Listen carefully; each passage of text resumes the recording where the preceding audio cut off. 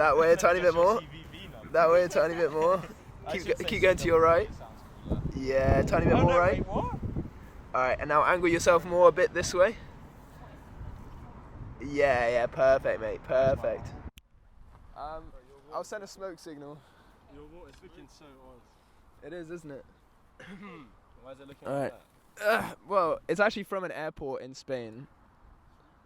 You refilled that? How old is that water? Nah, I refilled it recently. You know what? I cracked it open after what must have been like a year, and it was. I feel like you're one of them guys, right? You know, like when people have like when they're like uber rich and they have like bottles of water in their yard. I feel like you might be the guy who's like not uber rich, like bottles of water in their yard, just like bare Spanish water. I wish I was one of those people that had like water in the fridge. You know, if you fucking de-ice the fucking polar caps, you find this. Spanish family come round. I got my 2 litre bottle of Capoeira. Capoeira, mate. I don't even know. Alright. Anyway, let's start the episode. Sunglasses freak you out. Nah, the sunglasses work. Alright. I just need to do the intro. So welcome to what is season 2 of the Decompression Chamber. I'm your host, Mario, and I've got a special guest. Introduce yourself. I'm Jude. Nah, but introduce yourself properly. Hello, I'm Jude. I'm here for episode 18 of the Decompression Chamber. I've come to decompress. I've been waiting a long time to decompress, but I think the time to decompress has finally compressed itself. It's compressed and it's arrived, you know. I've been wanting to have Jude on since I started this bad piece. But the opening quote is going to be from our friend Theo, who made it up just 5 minutes ago. He said, naivety is a fool's greatest disguise, or something like that. Roll the intro.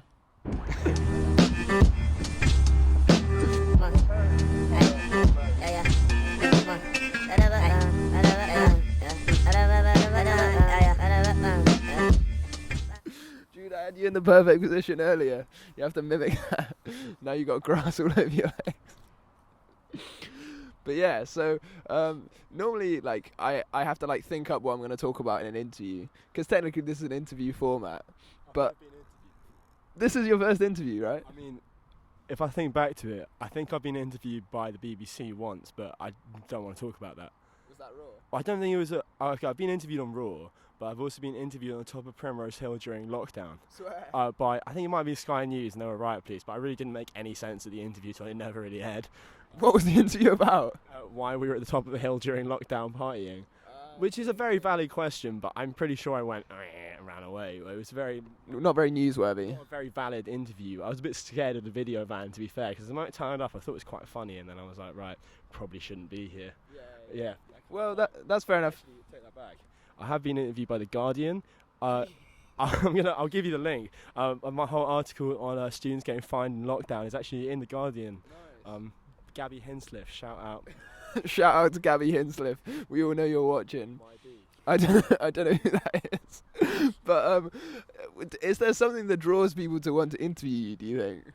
Yeah, definitely. I think it's just the general aesthetic. Like, I mean, like in terms of like passers by, you can interview an NPC, but like I might be the king NPC out here. Like you just like you see me walking by, like that guy definitely. We interview him. His opinion's gonna be off. Like, yeah, that's fair. I mean, people are always looking for something a little bit extreme, and you're not a middle of the ground guy.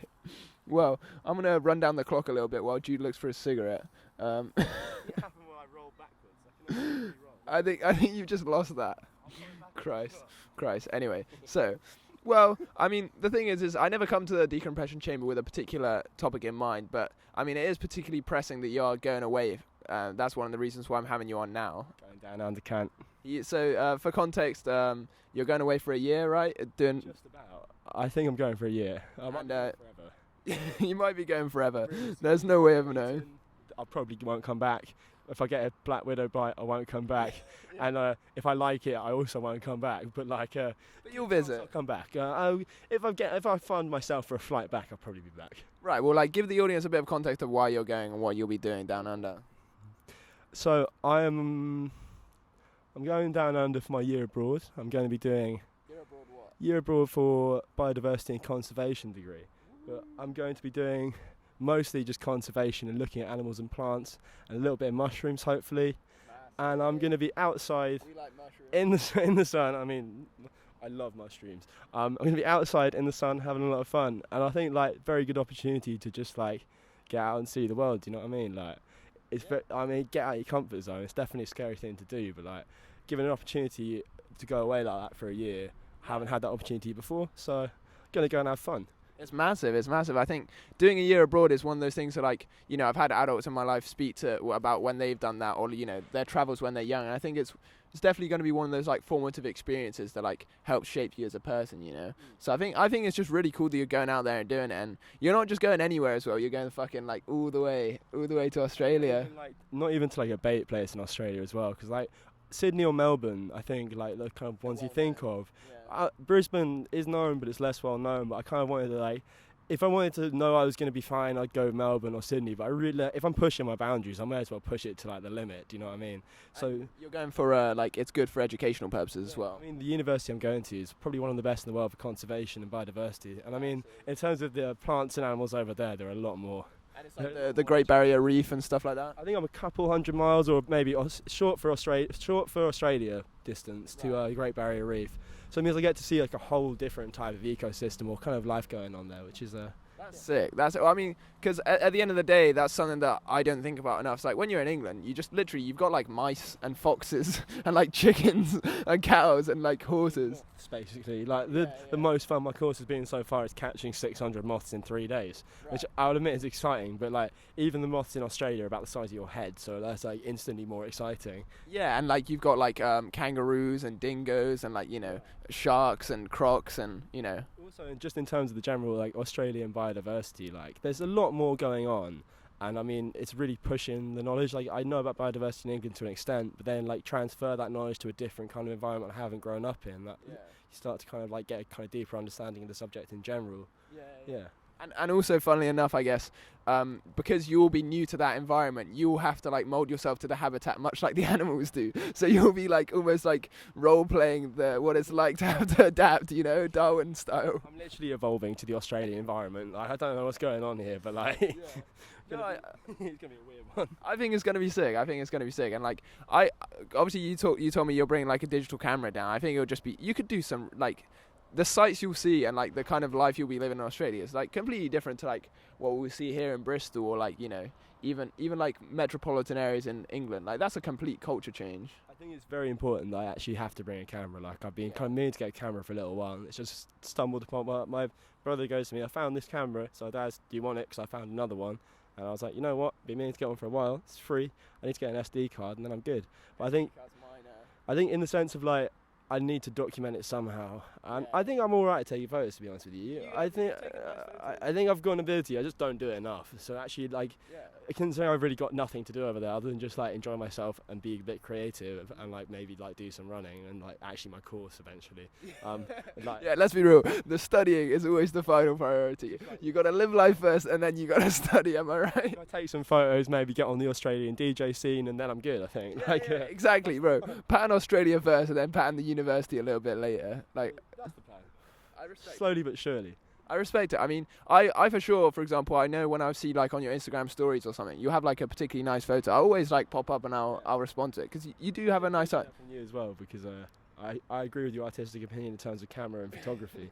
So coming from you, it means a lot. Like no, I appreciate it, and I think a lot of times people, they don't think they're good at a creative thing just because it's not their main thing, if you know what I mean. When a lot of people like I know people who will just sketch something out and they're not like artists, but they're really good at sketching stuff. Yeah, I think that's kind of one of the, I mean, if I didn't do biology, I probably wanted to do some more art course. Like it was kind of a bit of a thing for me at A level doing biology or art. Kind of that was a bit of like a which way do I want to take this. I always thought like everyone who does art, they're fucking good at it. I fucking respect it. I mean, for me, like I feel like I kind of got held back a little bit by like the school shit because like I'm a very abstract kind of Donnie when it comes to art. I really like to kind of take the piss a little bit. And I feel almost more encouraged just giving myself the space. I mean, you have to gather some motivation and some resources to do that, which is definitely harder. But like, I feel like I can teach myself shit like that. Yeah, and I mean, I think it's that thing of like expression, isn't it? Is where like school wants you just show like certain artistic technical skill, whereas like the idea of what makes good art, like most people would agree, it's about like how you express yourself. And like for example, podcast, you know what I mean? Yeah, no. Lovely podcast. Oh, well, I appreciate it. Thank you for being on it. But flattery will get you everywhere on the Decompression Chamber. Royal Rumble episode soon. Yeah, all right. So I hate to tease this too hard, but basically, A year in advance. yeah. Okay, so we'll cut back to this in a year's time. But so what's going to happen in a year's time is I will have amassed many different characters on the show. I'll have a Royal Rumble episode where everybody has to fight to get on the mic. Everybody I've ever had on the podcast. Have a backup mic for that. I'm not even gonna lie. Just in case it goes wrong, I might have to chip to a mic as well in case it gets a bit violent. I think it could really work though. I think getting hit on the head with a mic. So, oh by God, it's Jude from Down Under with a steel chair. By the way, next time you see me on the podcast, I will be walking on my hands. Yeah, exactly. It's just mad to think about, isn't it? It's like it's hard to imagine how much can change in a year. Like a lot of things can happen in a year. I'm gonna be upside down. I might be really tanned. But like, look back, for example, to the person you were this time last year. Like, I'm sure you feel very different about who you are now to then, right? Yeah. I think it's going to really push me, though, even on a personal level. Like, I feel very comfortable being alone in the sense of, like, it's going to be a lonely one. But in the sense of how much I gained from lockdown, for instance, the first lockdown, in the sense of, I was speaking to Theo about this the other day. So I may the one who came up with the quote. But, like, so with lockdown, even when you see people after lockdown, you still feel lonely because you can't. It's not like a permanent seeing them. You don't know the future of it. I feel like it's gonna be lonely in the sense when I meet people in Australia, I know I'm not there permanently. It's gonna still feel lonely regardless of meeting people. But I think that's gonna kind of push me to I don't know, be a bit more independent. It's an opportunity I actually need. I mean, our travelling got cancelled, which was literally I hate to even talk about it. I literally lost time and money and effort on that, and it's just that would have been a really nice opportunity to have some independence. This is the first proper opportunity to actually kind of go and explore and be in my own little world, I think in all of us there's that kind of idea we want adventure, don't we? You want to do some big fuck off quest, like some Lord of the Rings style shit where you like go on an actual adventure, and this is it, you get to actually like venture off into the. Quite a daunting adventure, I'll be honest, but it's a very much like if I didn't take the opportunity of the adventure, I would just regret it forever. It's like to me like in some fantasy film where like somebody will just sail beyond the horizon. You're like, oh shit, what's beyond the horizon? I'm coming over the horizon. You've just landed on the other end. By the time I come back, you'll see me on the equator. You're going to look to the horizon and you'll be like, right, that's him. He's blocking out the sunlight over there. I want by the end of the year a statue of you in the University of Brisbane. Like just you like smoking a cig. Who's this guy? We have to build a statue of him. No one knows who he is, but he's been here all year. Exactly. It could be really good. It could really work out. But I mean, as well, it would just be really interesting to see the kind of people you'll meet in Australia. I'm sure it'll be completely different to the people you know here. What do you reckon their accent's going to be like? Alright, I don't like to do this publicly, but I'll be like, fucking hell, cunt, it's a drongo called Jude. He kinda looks like us already, cunt. Disclaimer, I'm getting a mullet and a moustache just before I go. I'm hopping off in full Aussie mode, that's how I'm turning up. I mean, you know the song as well, but the Smoko by the Chats, that's the only impression I have of Aussie culture other than the Big Les show. And if I turn up and I'm in a cartoon, I really won't be that confused. What would be so funny to me is that if you show up thinking it's going to be some mad completely different society, and it's just generally normal but with Aussie accents, realistically that is what it's going to be like. That is what it's going to English culture but just upside down. Yeah, exactly. And you got to go to some Aussie rules games and watch all the weird sports that they watch. Aussie rules football. 100%. I'm so good at that. I feel like you would fit right in with the. I don't know. I can't play football or rugby, but somehow Aussie rules football is perfect for me. Nah, but what I mean to say, is that if I was on TV and I was watching Aussie rules football and they cut to the crowd and you were in the crowd, I'd be like, that guy's in the crowd. You know what I mean? Aussie rules ultra come soon. Me burning some English flag in the crowd, Aussie rules. You're letting off red flares, that'd be so fucking sick. For Queen and Country. Oh nah. But I mean, we've discussed this previously, but I just do think it's funny, the idea that here it would be so entertaining if we knew somebody with Australian accent, and there you're going to be that guy, you're going to be Mr. British. I feel like it's going to be a bit of a culture shock in the sense where everyone's just going to probably be amazed by my accent, and I'm going to be I'm speaking normally. I'm you're all sounding weird. They're no, you sound strange, mate. I'm to be fair, I'm in your country. like we know. I've got a couple of my mates from uni are Australian and have Australian accents. When I first met them, I thought they were really cool because they sounded Australian. I can only imagine it will just be the other way round, and I'm going to be so confused and probably kind of annoyed. Because I assume the Australian, my Australian mates don't enjoy me going, "I love your accent" 2 years on. Like, but you do. I love Australian accents. Better than an American accent, to be fair. Like, yeah. I mean, this is such a weird phenomenon for me, where like I will have heard and like listened to and watched loads of American media, and yet when I hear American like accents in person, I want to kill them. I want them to die. Yeah, I'm not gonna lie. Like, I DJ a bit, and I have a really strong hatred towards American vocals that I can't explain. Like, a lot of people won't agree with me on that one, but like American vocals, I just kind of cringe. I'm just like, it's just like a little. You heard it here first. Yeah, like I'm just like, I just can't deal with it. I'd just rather someone English going, yeah, like, wait. Yeah, proper fucking yeah. You put a little Aussie vocal. That's just funny. Do you know what I mean? That's comedic. You see, I can't even think of like an Aussie singer right now. Like was one of the Minogues Aussie? Isn't Kylie Minogue Australian? Yeah, that's what I thought as well. Yeah. She's not there anymore. I couldn't name any of her I music. was really disappointed. What's her face? What was her name? Margot Robbie. She's not in Australia anymore. So like, I've kind of really fucked this up. His plans are over. I thought I was going to be on the beach with Margot Robbie. That's what I've been telling people the last couple of months. But like, turns out she's actually permanently living in LA now. So like, yeah, I've really screwed this one over. Like.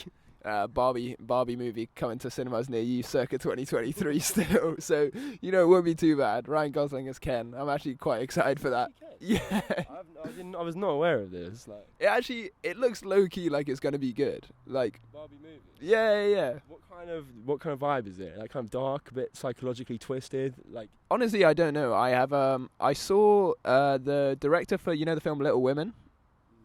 Greta Gerwig. She's a good director, but she's doing it, and like, just imagine how good it would be if we have just like a sick Barbie film. If they make it actually good, like, I'm pretty sure it's open world, isn't it? It's like GTA, but like with Barbie. So like, realistically, you can make anything good if it's got good writing. Like, realistically, there's no script to Barbie in it. Like, if you're a kid and you got Barbie dolls, you can make them fight. Like, you don't have to actually put her in the house and like pimp her up or whatnot. Like, she could actually she could be abusive to Ken if she wanted to. And I think that would say a lot about life. Like, if they did like a kind of abusive relationship, Barbie, like she's controlling Ken, like he's not allowed to go out. He has to like drive her to like her parties and shit. It could be like quite an interesting insight on life. I hadn't actually thought about that.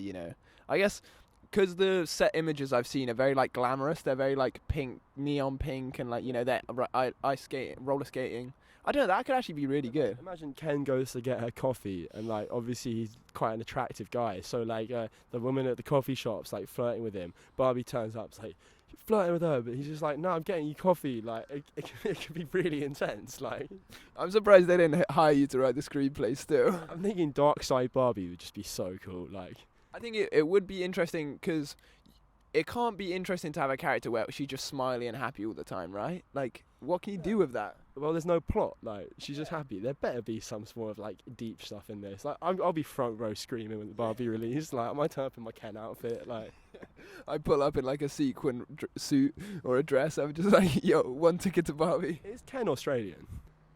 Nah. He's American for sure. Did you want to play Ken? No, I just wanted to see if he was in Australia, just like to hang out with on the beach, man. Part of the surfing community, like. Speaking of that, like, yeah, I'm trying to think of any like Aussie celebrities who probably stay in Australia. Like, I mean, the Hemsworths are Australian, aren't they? Oh yeah, they are as well. Do you know if any of them like are nearby? I'm trying to think if even like Alex Volkanovski trains near Brisbane. I mean, Brisbane is the site that's closest to New Zealand, so I'd say closer than anywhere else in Australia. Right, but I think he trains in Australia and then flies out to New Zealand. Yeah. I'm gonna have to do some research. Yeah, exactly. I know there's a couple good DJs from Brisbane, but realistically they're not quite world famous yet. They're quite big for Australia. Like, Australia's got quite a good music scene at the moment. Okay. You won't know the names, but they got some good people going on in Australia, especially Brisbane. There's these guys called X Club who are from there, which give me hope for the city. Borderline one of the reasons why I went. I was just like, they actually seem quite cool. I reckon if the city can produce them, then I can probably live there. That sounds good. I mean, the thing is like, if it's small, that means that you can leave your own footprint there. Like, I'm very distracted. Sorry. There's a man using a kendama over there, which is a Japanese toy. I've got one of these in my room. I'm really bad at it, but there's a certain trick where you flip the ball from one cup to the other, and in order to be in the national or the Global Association of Kendama, you have to be able to do it 140 times in 1 minute, flip it from one cup to the other. And there's a board of like Japanese men who kind of control it. This guy's basically, sorry to interrupt the conversation, but this man is just doing flips over there with it. He's definitely on the board. Like, he's on the board. He's made the whole society. He's he's ascended. I mean, he's got a better tripod than I do. A huge tripod, and like he's doing flips of the kendama right now. I can't even describe this. Like, it's pretty sick, to be fair. It's pretty sick. I'm also distracted because two of our friends are also offset right now. They're recording us. They're cheering. It's like we have a live studio audience, but from like 20 meters. Yeah, you're not gonna hear any like studio like applause or like laughs. We can add some canned laughter. We could add some canned cheering. Canned cheering, maybe a canned laughter. Yeah. We could say a joke or two. I have no jokes that are camera friendly, truthfully. Yeah, I'm gonna be honest, I said that one earlier which just wasn't camera friendly. Yeah, no, I'm so glad I would edit that out. I'm kind of glad because I can't lie, before recording this I was thinking, am I gonna have to just like believe like half of what this dude says? I'm being very PG right now, like. I feel like this is not a very restrained conversation, and yet you're still like, you're holding it together remarkably. I feel like at certain times or stages in our life, you could have made a bad appearance on the decompression chamber. I could have probably compressed the chamber, to be fair. Like, you could definitely compress the chamber. Nobody's ever done it before. I think now to think about it, you're probably like maybe the fourth guest I've had on it. I think. Fourth guest. Yeah. I've had. Yeah. I can't think of many that I've actually had on, but obviously you got to make the Royal Rumble as well. I've got to make the Royal Rumble, so I have to do this before I go. Like. Exactly, and I literally just looking at the time now, I think we got into 21 minutes. I mean, I would like to continue briefly on Mario. How are you feeling about your next year? Because we've talked a lot about my next year. What about your next year? Because it's your last year. How are you feeling? Well, I do appreciate you asking. Truthfully, I am nervous, but I'm excited, Yeah. But I'm gonna be done, so I've got to make the most of it. I've got to do a lot of good stuff. Production role. Yeah, well, like the thing is like I've got to, if I want to be a director, I've got to direct a lot of shit. Yeah. Like, that's my job now. And your BBC stuff's still going for next year as well. You're not BBC, but you're like shoot your site project work thing. Yeah. Location marshal.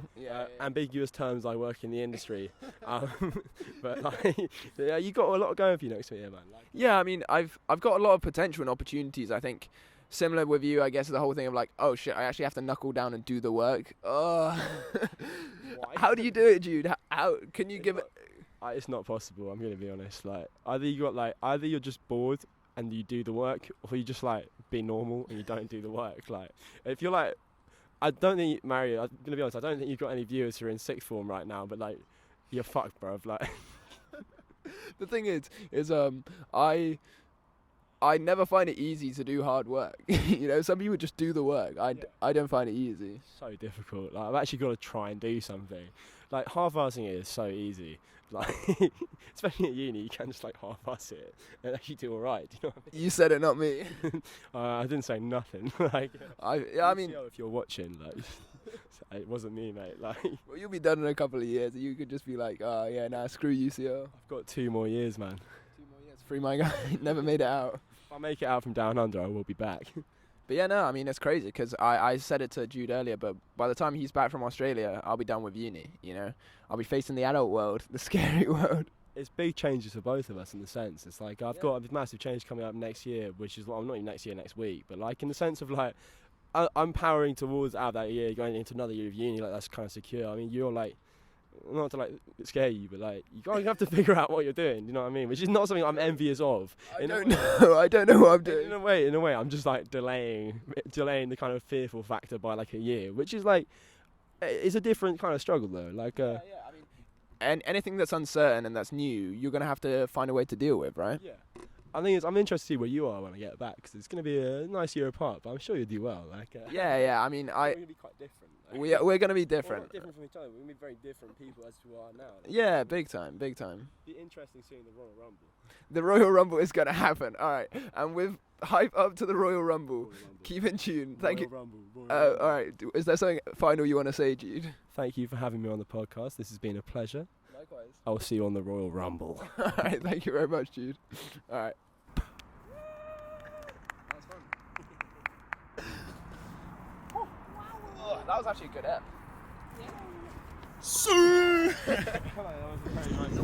You got it. Getting rolled at the turn of your words. Run at the meat and my steamer is broke. For the oblique turn peak of the soul. Peace never know what's about to recover. My zen getting rolled at the turn of your words. Witches in my head, wishing that we could waste what whisk up the eggplant, hide even side of dragon.